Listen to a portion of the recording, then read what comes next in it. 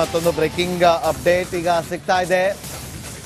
ದೇವರಾಜ್ ಪರ ವಕೀಲರಾಗಿರುವಂತ ದುಷ್ಯಂತ್ ದಾವೆ ಅವರು ವಾದವನ್ನ ಆರಂಭ ಮಾಡಿದ್ದಾರೆ. ಇದು ವಜಾಗೊಳಿಸೋದಕ್ಕೆ ಸೂಕ್ತವಾದಂತ ಪ್ರಕರಣ, ಇದನ್ನ ತಿರಸ್ಕಾರ ಮಾಡೋದಕ್ಕೆ ಸಾಕಷ್ಟು ಗ್ರೌಂಡ್ಸ್ ಇದೆ ಅಂತೇಳಿ ಅವರು ತಮ್ಮ ವಾದವನ್ನ ಮಂಡಿಸ್ತಾ ಇದ್ದಾರೆ. ಮಣಿಂದರ್ ಸಿಂಗ್ ಅವರ ವಾದ ಏನಾಗಿತ್ತು, ಸಿಬಿಐ ಕೊಡಬೇಕು ಅಂತೇಳಿ. ದೇವರಾಜ್ ಪರ ವಕೀಲರು ಈಗ ಏನು ವಾದವನ್ನ ಮಂಡನೆ ಮಾಡ್ತಿದ್ದಾರೆ, ಇದನ್ನ ತಿರಸ್ಕಾರ ಮಾಡೋದಕ್ಕೆ ತುಂಬಾ ಪಾಯಿಂಟ್ಗಳಿದೆ, ತುಂಬಾ ಗ್ರೌಂಡ್ಸ್ ಇದೆ ಅಂತೇಳಿ ದುಷ್ಯಂತ್ ದಾವೆ ಅವರು ವಾದವನ್ನ ಮಂಡಿಸ್ತಾ ಇದ್ದಾರೆ.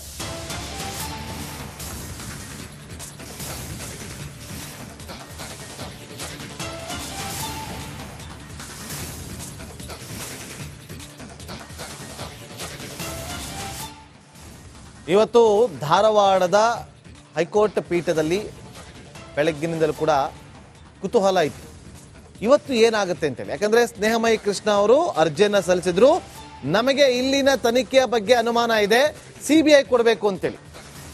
ಸೊ ಅದರ ಅರ್ಜಿ ವಿಚಾರಣೆ ಕೈಗೆತ್ತಿಕೊಂಡಂತ ಧಾರವಾಡ ಹೈಕೋರ್ಟ್ನ ಪೀಠ ಇವತ್ತು ವಿಚಾರಣೆಯನ್ನ ಆರಂಭ ಮಾಡುತ್ತೆ. ವಿಚಾರಣೆ ಆರಂಭ ಮಾಡುವಂತ ಸಂದರ್ಭದಲ್ಲೇ ಒಂದು ಕಡೆ ಸಿದ್ದರಾಮಯ್ಯ ಪರ ವಕೀಲರಾಗಿರುವಂತಹ ಅಭಿಷೇಕ್ ಮನು ಸಿಂಘ್ವಿ ಅವರು ಬರ್ತಾರೆ, ಸ್ನೇಹಮಯಿ ಕೃಷ್ಣ ಪರ ವಕೀಲರಾಗಿರುವಂತಹ ಮಣಿಂದರ್ ಸಿಂಗ್ ಅವರು ಬರ್ತಾರೆ, ಮತ್ತೊಂದು ಕಡೆ ದೇವರಾಜ್ ಪರ ವಕೀಲರಾಗಿರುವಂತಹ ದಾವೆ ಅವರು ಆಗಮಿಸ್ತಾರೆ. ಸೊ ಒಂದು ಕಡೆ ನೋಡಿ, ವಿಚಾರಣೆ ಆರಂಭ ಆಗ್ತಾ ಇದ್ದಂತೆ ಸ್ನೇಹಮಯಿ ಕೃಷ್ಣ ಪರ ವಕೀಲರಾಗಿರುವಂತಹ ಮಣಿಂದರ್ ಸಿಂಗ್ ಅವರು ಪ್ರಸ್ತಾಪ ಮಾಡೋದು, ಹೈಲೈಟ್ ಮಾಡುವಂಥದ್ದು ನೋಡಿ, ಪ್ರಮುಖವಾಗಿ ಹೈಲೈಟ್ ಮಾಡುವಂಥದ್ದು, ಸಿದ್ದರಾಮಯ್ಯ ಅವರು ಇಲ್ಲಿ ಅತ್ಯುನ್ನತ ಸ್ಥಾನದಲ್ಲಿದ್ದಾರೆ, ಹಾಗಾಗಿ ಇಲ್ಲಿ ಸ್ಥಳೀಯ ಸಂಸ್ಥೆ ತನಿಖೆಯನ್ನ ಮಾಡೋದಕ್ಕೆ ಸಾಧ್ಯ ಆಗೋದಿಲ್ಲ. ಯಾಕೆ ಅಂದ್ರೆ ಅವರ ಮೇಲೆ ರಾಜಕೀಯವಾಗಿ ಪ್ರಭಾವಗಳಿರುತ್ತೆ, ಸ್ವತಂತ್ರವಾಗಿ ತನಿಖೆಯನ್ನ ಮಾಡೋದಕ್ಕೆ ಸಾಧ್ಯ ಇಲ್ಲ, ಸುಪ್ರೀಂ ಕೋರ್ಟ್ನ ಆದೇಶ ಇದೆ ಅಂತೇಳಿ ಸಿಬಿಐ ತನಿಖೆ ಕೊಡಬೇಕು ಅಂತೇಳಿ ವಾದವನ್ನ ಮಂಡಿಸ್ತಾರೆ. 1 ಗಂಟೆ ಕಾಲ ವಾದವನ್ನ ಮಂಡಿಸಿ ಮುಕ್ತಾಯಗೊಳಿಸಿದ ಬಳಿಕ ತಕ್ಷಣ ಸರ್ಕಾರ ಪರ ವಕೀಲರು ಶಶಿಕಿರಣ್ ಶೆಟ್ಟಿ ಅವರು ಅಲ್ಲಿ ಹೇಳ್ತಾರೆ, ನಮಗೆ ಅಭಿಪ್ರಾಯವನ್ನ ಮಂಡಿಸೋದಕ್ಕೆ ಕಾಲಾವಕಾಶ ಬೇಕು ಅಂತ ಹೇಳ್ತಾರೆ. ತಕ್ಷಣ ನ್ಯಾಯಮೂರ್ತಿಗಳು ಯಾಕ್ರಿ ಬೇಕು ಲೀಗಲ್ ಸಬ್ಮಿಷನ್ ಮಾಡೋದಕ್ಕೆ ಅಂತೇಳಿ ಪ್ರಶ್ನೆಯನ್ನ ಮಾಡ್ತಾರೆ. ಆ ಬಳಿಕ ದೇವರಾಜು ಪರ ವಕೀಲರು ದುಷ್ಯಂತ್ ದಾವೆ ಅವರು ವಾದವನ್ನ ಮಂಡಿಸೋದಕ್ಕೆ ಶುರು ಮಾಡ್ತಾರೆ. ಇದರಲ್ಲಿ ತುಂಬಾ ಗ್ರೌಂಡ್ಸ್ ಇದೆ, ಪ್ರಕರಣವನ್ನ ರಿಚೆಕ್ ಮಾಡೋದಕ್ಕೆ ಅಂತ ಹೇಳ್ತಾರೆ. ಇಷ್ಟೆಲ್ಲ ಆಗ್ತಾ ಇದೆ, ಮತ್ತಷ್ಟು ಅಪ್ಡೇಟ್ ಅನ್ನ ಕೊಡ್ತಾ ಹೋಗ್ತೀವಿ. ನಮ್ಮ ಪ್ರತಿನಿಧಿ ಡಿ.ವಿ. ಕಮಾರ್ ಕ್ಷಣದ ಅಪ್ಡೇಟ್ ಅನ್ನ ಕೊಡ್ತಾ ಇದ್ರು. ಡಿ.ವಿ. ಕಮಾರ್ ನೋಡಿ, ಈಗ ದುಷ್ಯಂತ್ ದಾವೆ ಅವರು ಹೇಳ್ತಾ ಇರೋದು ತುಂಬಾ ಗ್ರೌಂಡ್ಸ್ ಇದೆ ಈ ಒಂದು ಪ್ರಕರಣದಲ್ಲಿ, ಇದನ್ನ ಕ್ಲಿಯರ್ ಮಾಡ್ಕೊಳ್ಳೋದಕ್ಕೆ ಅಂತೇಳಿ. ಸೊ ದುಷ್ಯಂತ್ ದಾವೆ ಅವರ ವಾದ ಹೇಗಿದೆ, ಅದರ ಬಗ್ಗೆ ಮಾಹಿತಿ ಕೊಡ್ಬೋದಾ? ನಾಗೇಂದ್ರ, ದುಷ್ಯಂತ್ ದಾವೆ ಅವರು ಏನ್ ಹೇಳ್ತಾ ಇದ್ದಾರೆ ಅಂದ್ರೆ, ಪ್ರಮುಖವಾಗಿ ಸ್ನೇಹಮಯಿ ಕೃಷ್ಣ ಅವರು ಏನು ದೂರದಾರ ಇದ್ದಾರೆ, ಇವರು ದೂರು ಸಲ್ಲಿಸಿರುವಂತಹ ಲೋಕಾಯುಕ್ತ ಒಂದು ತನಿಖೆಗೆ ಆಗ್ರಹಿಸಿ ದೂರು ಸಲ್ಲಿಸಿದ್ದಾರೆ. ಆ ಲೋಕಾಯುಕ್ತ ಸಲ್ಲಿಸಿರುವಂತಹ ದೂರಿನ ಸಮಯದಲ್ಲಿ ಎಲ್ಲಿಯೂ ಕೂಡ ಈ ಒಂದು ಪ್ರಕರಣ ಸಿಬಿಐ ತನಿಖೆಗೆ ವಹಿಸಬೇಕನ್ನುವಂತ ಎಲ್ಲಿಯೂ ಕೂಡ ಪ್ರಸ್ತಾಪ ಮಾಡಿಲ್ಲ. ಆದ್ರೆ ಆ ಬಳಿಕ ಏನು ಒಂದು ಲೋಕಾಯುಕ್ತ ತನಿಖೆಗೆ ಒಂದು ಮನವಿ ಮಾಡ್ಕೋತಾರೆ, ದೂರು ಸಲ್ಲಿಸ್ತಾರೆ. ಆ ಬಳಿಕ ಏನಂತಂದ್ರೆ ಈಗ ಸಿಬಿಐ ತನಿಖೆ ಆಗ್ಬೇಕಂತ ಹೇಳ್ತಾ ಇದ್ದಾರೆ. ಹೀಗಾಗಿ ಈ ಒಂದು ಏನು ಸಿಬಿಐ ತನಿಖೆಗೆ ಸಲ್ಲಿಸಬೇಕು ಅನ್ನೋಂಥ ಒಂದು ಅರ್ಜಿ ಏನಿದೆ, ಈ ಅರ್ಜಿಯನ್ನ ಏನಂತಾರೆ ವಜಾಗೊಳಿಸಬೇಕು. ಯಾಕಂದ್ರೆ ಎಲ್ಲಿಯೂ ಕೂಡ ಸ್ನೇಹಮಯಿ ಕೃಷ್ಣ ಅವರು ಆರಂಭದಲ್ಲಿ ಇದನ್ನು ಸಿಬಿಐ ತನಿಖೆ ಕೊಡಬೇಕನ್ನುವಂಥದ್ದು ಹೇಳಿಲ್ಲ, ಲೋಕಾಯುಕ್ತಕ್ಕೇನೆ ದೂರು ಸಲ್ಲಿಸಿದ್ರು, ಲೋಕಾಯುಕ್ತದಲ್ಲೇ ತನಿಖೆ ಆಗಬೇಕು ಅನ್ನೋ ದೂರನ್ನು ಸಲ್ಲಿಸಿದ್ರು. ಆದ್ರೆ ಆ ಬಳಿಕ ಸಿಬಿಐಗೆ ಸಲ್ಲಿಸಬೇಕು, ಸಿಬಿಐ ತನಿಖೆಗೆ ವಹಿಸಬೇಕು ಅನ್ನೋಂಥ ಒಂದು ಮನವಿಯನ್ನು ಮಾಡಿಕೊಂಡಿದ್ದಾರೆ. ಹೀಗಾಗಿ ಲೋಕಾಯುಕ್ತಕ್ಕೆ ಸಲ್ಲಿಸಿರುವಂತಹ ದೂರಿನಲ್ಲಿ ಎಲ್ಲಿಯೂ ಕೂಡ ಸಿಬಿಐ ಅನ್ನುವಂಥ ಪದ ಪ್ರಸ್ತಾಪ ಆಗಿಲ್ಲ. ಸಿಬಿಐಗೆ ಈ ಒಂದು ತನಿಖೆಯನ್ನು ವಹಿಸಬೇಕು ಅನ್ನೋ ಒಂದು ಪ್ರಸ್ತಾಪವನ್ನು ಎಲ್ಲಿಯೂ ಕೂಡ ಸ್ನೇಹಮಯಿ ಕೃಷ್ಣ ಅವರು ಮಾಡಿಲ್ಲ. ಹೀಗಾಗಿ ಏನು ಸ್ನೇಹಮಯಿ ಕೃಷ್ಣ ಅವರ ಒಂದು ಕೋರಿಕೆ ಏನಿದೆ, ಈ ಒಂದು ಸಂಪೂರ್ಣ ಪ್ರಕರಣ ಸಿಬಿಐಗೆ ವಹಿಸಬೇಕು ಅನ್ನುವಂಥ ಒಂದು ಕೋರಿಕೆಯನ್ನು ಸಲ್ಲಿಸ್ತಾರೆ. ಈ ಕೋರಿಕೆ ಅರ್ಜಿಯನ್ನು ವಜಾ ಮಾಡಬೇಕು ಅನ್ನುವಂಥ ಒಂದು ಪ್ರತಿವಾದವನ್ನ ಈಗ ದೇವರಾಜ್ ಅವರ ಪರ ವಕೀಲರಾಗಿರುವಂತಹ ದುಷ್ಯಂತ್ ದಾವೆ ಅವರು ನ್ಯಾಯಾಲಯದ ಮುಂದೆ ಇಡ್ತಾ ಇದ್ದಾರೆ. Nagendra Babu, okay, thank you Kumar ನಿಮ್ಮೆಲ್ಲ ಮಾಹಿತಿಗಾಗಿ.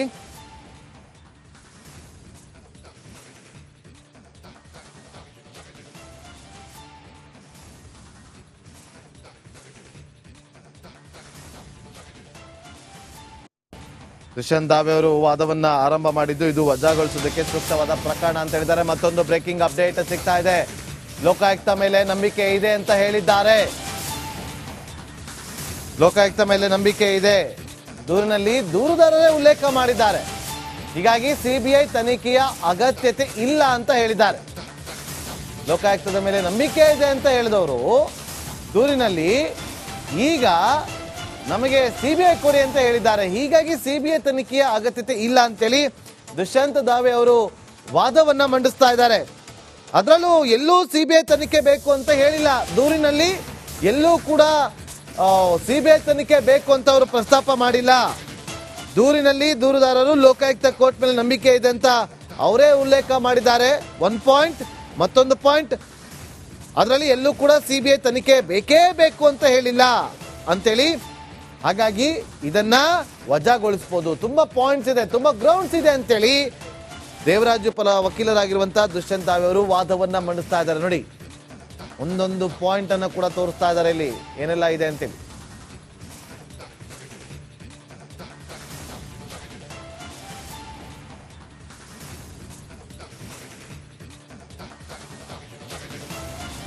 ಮತ್ತೊಂದು ಬ್ರೇಕಿಂಗ್ ಅಪ್ಡೇಟ್ ಈಗ ಸಿಗ್ತಾ ಇದೆ.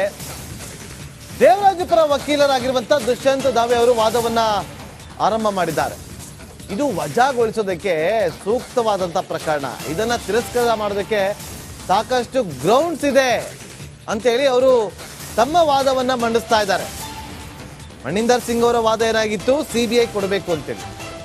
ದೇವರಾಜು ಪರ ವಕೀಲರು ಈಗ ಏನು ವಾದವನ್ನ ಮಂಡನೆ ಮಾಡ್ತಿದ್ದಾರೆ, ಇದನ್ನ ತಿರಸ್ಕಾರ ಮಾಡೋದಕ್ಕೆ ತುಂಬಾ ಪಾಯಿಂಟ್ಗಳಿದೆ, ತುಂಬಾ ಗ್ರೌಂಡ್ಸ್ ಇದೆ ಅಂತೇಳಿ ದುಷ್ಯಂತ್ ದಾವೆ ಅವರು ವಾದವನ್ನ ಮಂಡಿಸ್ತಾ ಇದ್ದಾರೆ.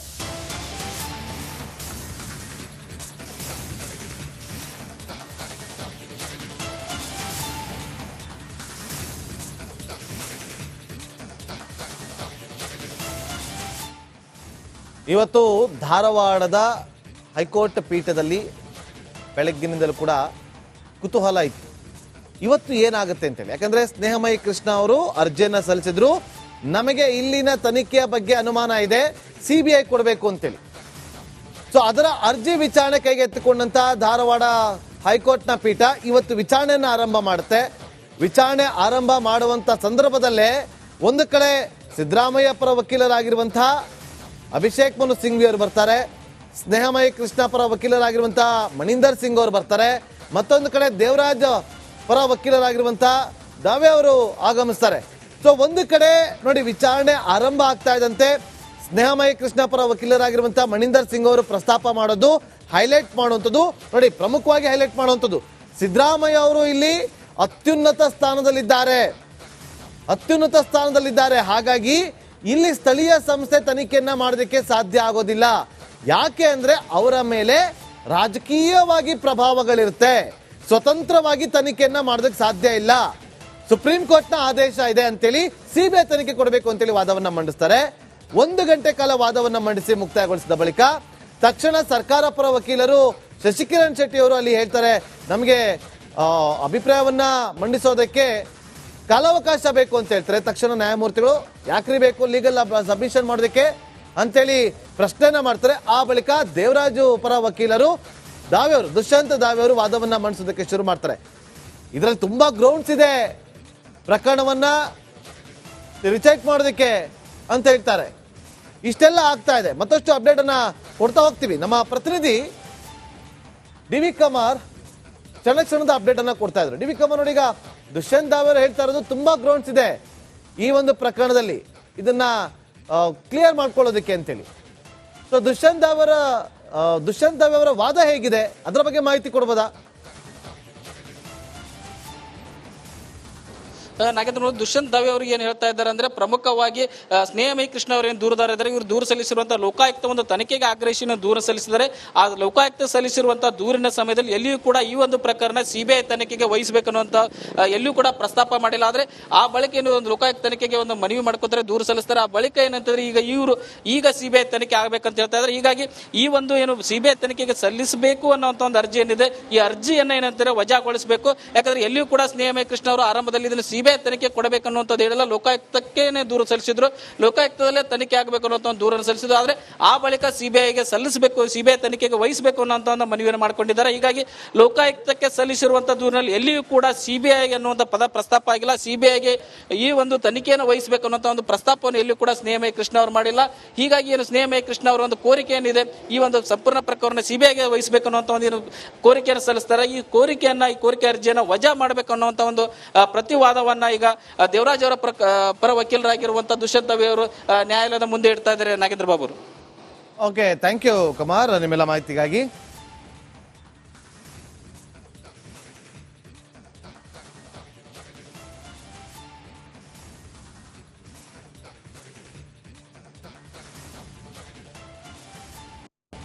ದುಷ್ಯಂತ್ ದಾವೆ ಅವರು ವಾದವನ್ನ ಆರಂಭ ಮಾಡಿದ್ದು ಇದು ವಜಾಗೊಳಿಸೋದಕ್ಕೆ ಸೂಕ್ತವಾದ ಪ್ರಕರಣ ಅಂತ ಹೇಳಿದ್ದಾರೆ. ಮತ್ತೊಂದು ಬ್ರೇಕಿಂಗ್ ಅಪ್ಡೇಟ್ ಸಿಗ್ತಾ ಇದೆ.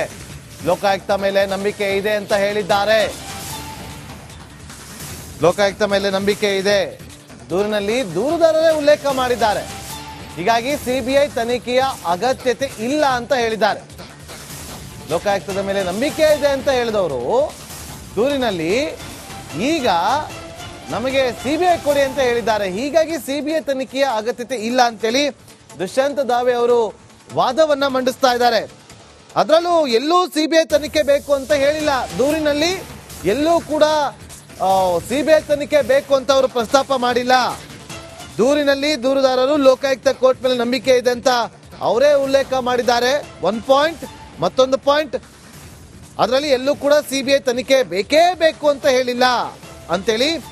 ಹಾಗಾಗಿ ಇದನ್ನ ವಜಾಗೊಳಿಸಬಹುದು. ತುಂಬಾ ಪಾಯಿಂಟ್ಸ್ ಇದೆ, ತುಂಬಾ ಗ್ರೌಂಡ್ಸ್ ಇದೆ ಅಂತೇಳಿ ದೇವರಾಜು ಪರ ವಕೀಲರಾಗಿರುವಂತಹ ದುಷ್ಯಂತ್ ದಾವೆ ಅವರು ವಾದವನ್ನ ಮಂಡಿಸ್ತಾ ಇದ್ದಾರೆ. ನೋಡಿ, ಒಂದೊಂದು ಪಾಯಿಂಟ್ ಅನ್ನ ಕೂಡ ತೋರಿಸ್ತಾ ಇದ್ದಾರೆ ಇಲ್ಲಿ ಏನೆಲ್ಲ ಇದೆ ಅಂತೇಳಿ.